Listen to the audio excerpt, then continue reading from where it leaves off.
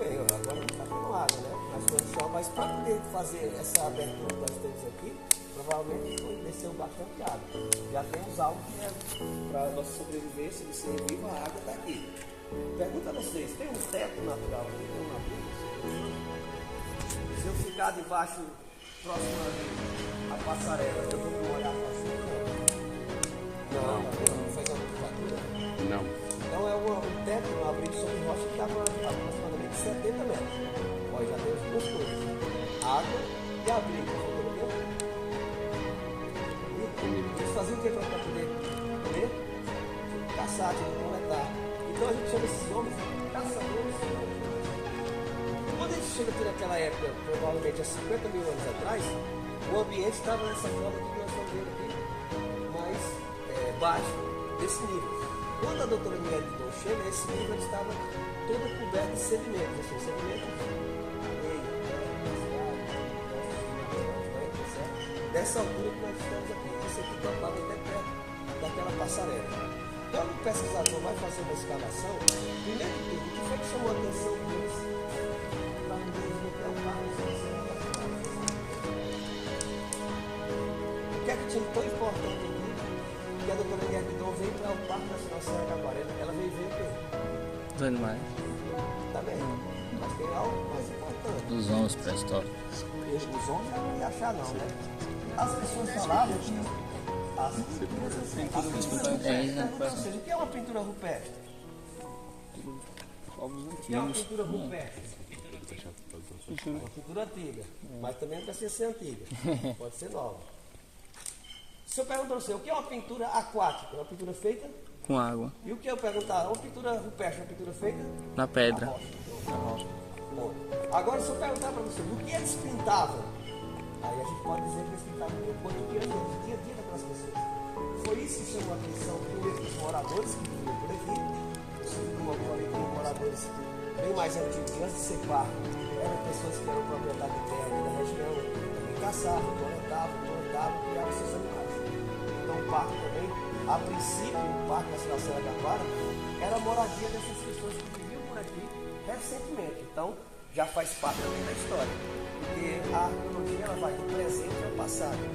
Vamos pensar que cada degrauzinho desse aqui, eu vou de acordo ao passado. Se eu perguntar, aqui é mais antigo do que lá, ou lá é mais antigo do que aqui? Aqui é mais antigo. O que está mais embaixo sempre vai ser mais antigo. Acontece com alguns dos quando a gente vai escavar esse lugar, primeiro tudo, porque temos as pinturas rupestres, ele vai passar e vai ver aqui mais de 1000 pinturas rupestres. Depois vai ter outros vestígios. Por quê? Pintava. Essa pergunta dos moradores daqui. Sabe o que eles falavam? Existiam os caboclos bravos. Mas quem são esses caboclos bravos? Não, os caboclos que vivem aí no meio da mata e fazem as pinturas nas pedras aí. Mas quem que contava isso para vocês? Quem viu? Não, nossos avós, as pessoas mais antigas, falavam desses povos. Mas eles viam? Não, ninguém via. Mas também servia de quê? De segurança para aquelas crianças que viviam na região. Olha, o mesmo lugar que está esse abrigo aqui, vai ter lugares que esses abrigos também eram moradia dessas pessoas que viviam aqui recentemente. Então eles viam as pinturas. Tinha receio, tinha até uma certa respeito por essas pinturas. Por quê? Porque esse ambiente aqui, eles também tinham um lugar meio mais lixo, causavam medo, eles não queriam fazer aquilo. Eles não queriam também, de certa forma, com medo de degradar, fazer alguma coisa, e ser, sei lá, histórias como causas, ser amaldiçoado por pessoas que nem sabiam se existiam ou não. No caso, essas pessoas, elas não existiam aqui. Por que elas não existiam? Porque elas já passaram há muito tempo. Então, se elas chegaram há 50 mil anos atrás, elas não chegaram a fazer a cultura. Mas sabe o que elas chegaram a fazer? Suas armas e o fogo. O fogo era muito importante para que eles pudessem sobreviver, porque o fogo ia servir para quê?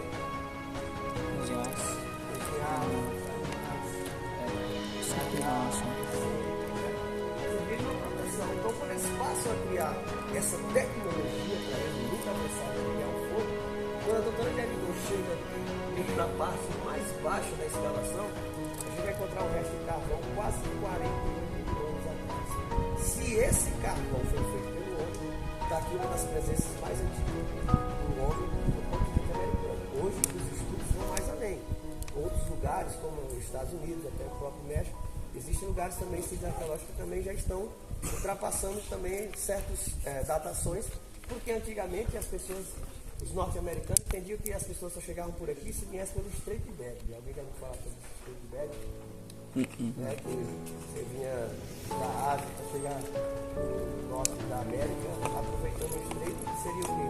Uma passagem glacial que formava-se tipo uma ponte, onde animais e pessoas conseguiam atravessar o continente da Ásia para chegar até o nosso continente americano, certo? Só que a autonomia urbana vai mais além. Esses homens, eles puderam ter feito diversos caminhos, não só de lá. Porque de lá se estivesse vendo só de lá,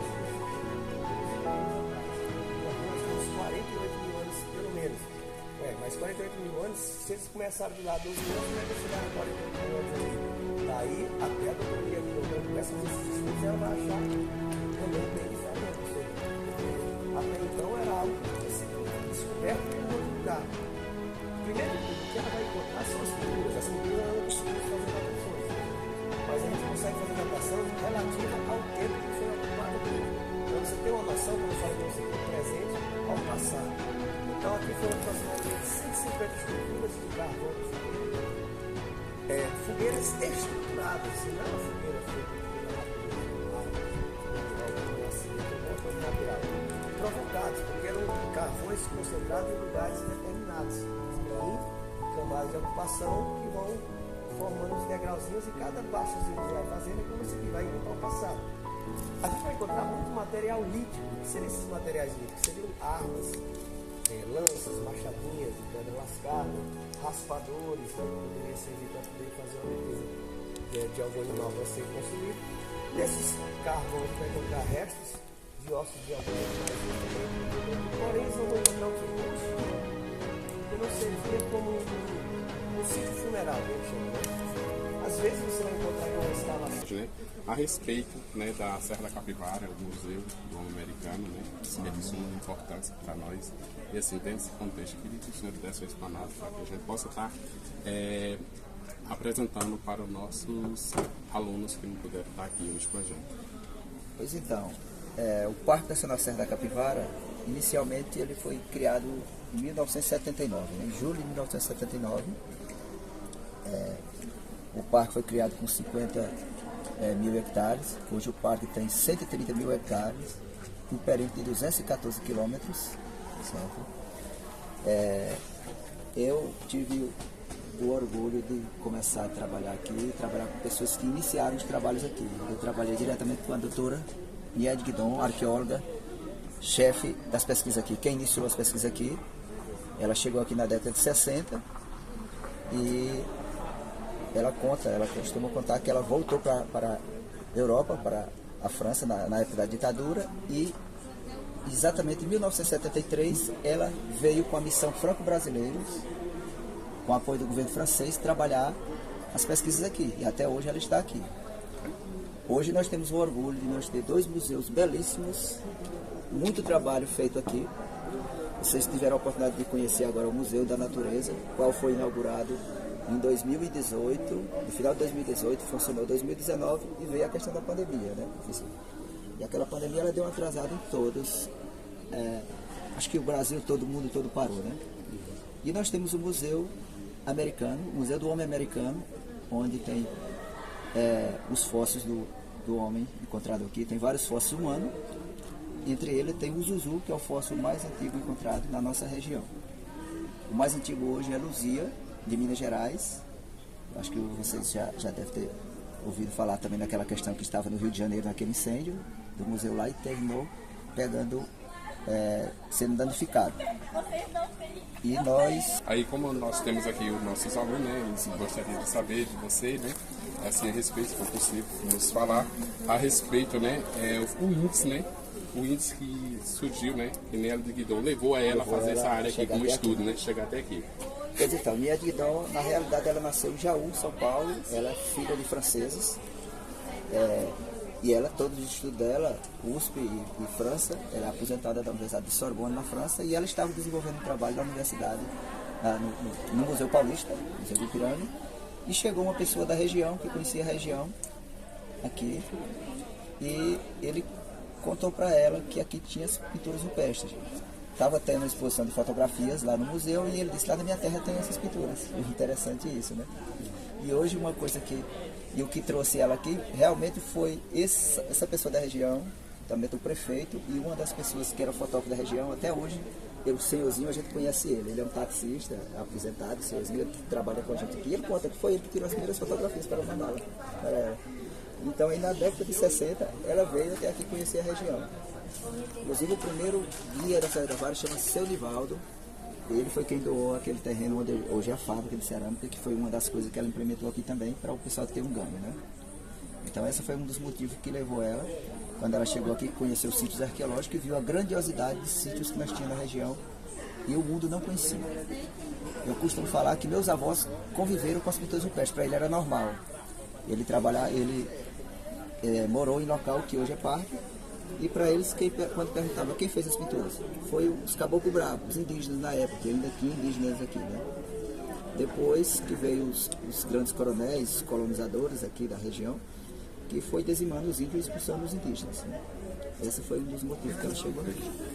Você, Jesus amado, o senhor considera que Niel de Guidon, ela é uma da mãe de todo esse trabalho que hoje nós contemplamos com essa grande... Niel de Guidon, eu tive o orgulho de trabalhar com ela, diretamente com ela, já nos laboratórios, na parte de informática, e tá visitando sítios arqueológicos que a gente descobria na semana, e levava ela no final de semana para fotografar, que ela sempre quis presenciar essas coisas. E ela, se não fosse ela tem que ser muito, como a gente diz, a mãezinha, a vovozinha.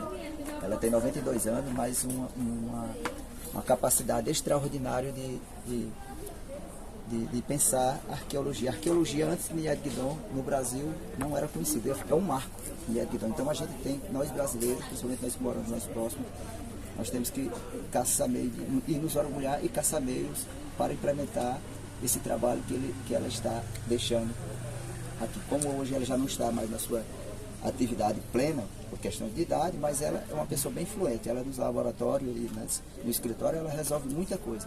A palavra dela se vale muito. Então é uma mulher que marcou não só a Serra da Capivara, mas ela marcou a arqueologia brasileira. Aqui na região, Cezamar, em falta da Niel de Guidon, você acha que tem outra pessoa que pode estar assumindo esse papel tão fundamental que ela assumiu durante o início de todo esse processo? Sim, eu costumo falar que Niel de Guidon, sempre ela diz nos depoimentos dela mais antigos, depois vocês podem até procurar na internet alguma coisa sobre ela, que ela diz que ela veio cuidar disso aqui para depois entregar para as pessoas daqui da região ter o valor e cuidar disso.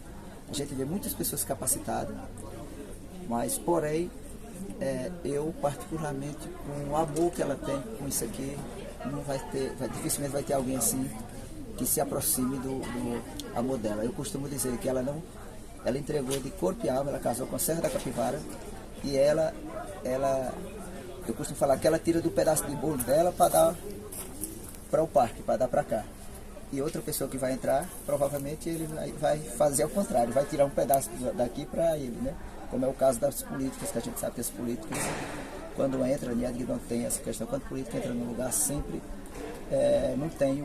não dá o valor que realmente deveria dar. Quando a gente fala para o europeu, a dificuldade de recursos para a manutenção do parque, os europeus ficam abismados, porque nós temos a maior concentração de sítios arqueológicos no mundo, mais de 1.400 sítios na região do parque, e não é valorizado o quanto na Europa ele se valoriza com 10% do que nós temos aqui.